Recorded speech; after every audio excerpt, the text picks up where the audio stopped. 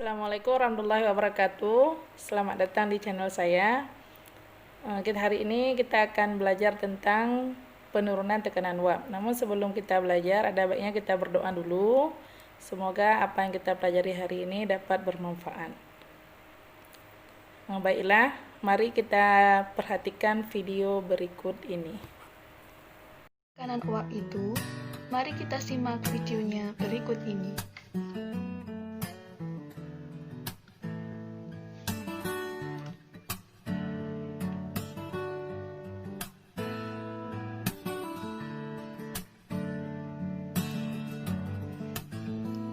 Jadi, air di permukaan dapat mengalami vaporisasi menjadi uap air. Sebaliknya, uap air juga bisa mengalami kondensasi menjadi air kembali. Kemudian, vaporisasi dan kondensasi mengalami kesetimbangan. Nah, kesetimbangan ini disebut kesetimbangan tekanan uap. Mengapa demikian? Gas yang terbentuk akibat vaporisasi menimbulkan tekanan uap dan disebut tekanan uap.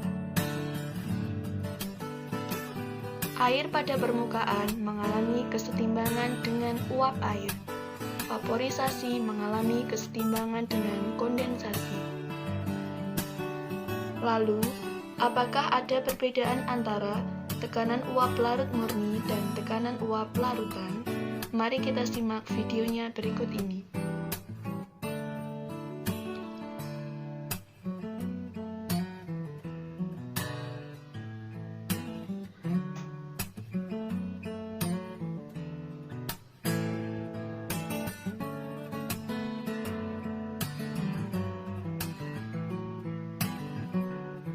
Ya, tekanan uap larut murni berbeda dengan tekanan uap larutan.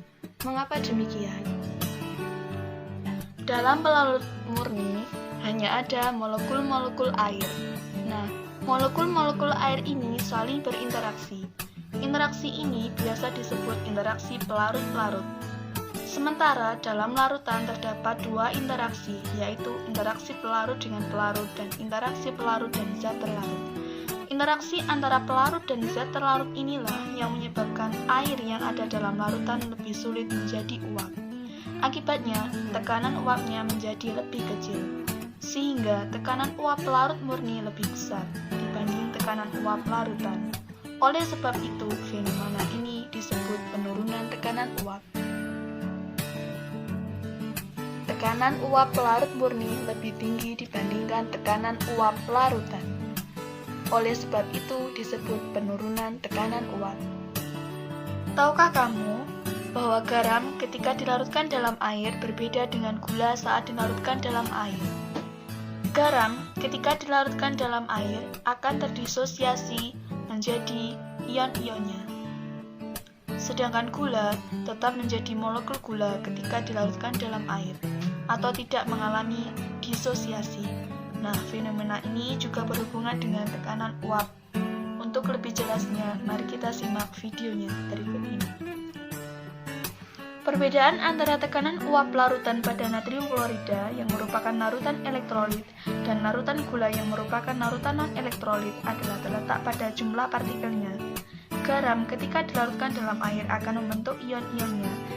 Penurunan tekanan uap ini sebenarnya sering kita peroleh dalam kehidupan sehari-hari. Misalnya saat kita memasak air, kalau kita tambahkan garam, airnya akan lebih lama mendidih daripada air yang tidak kita tambahkan garam.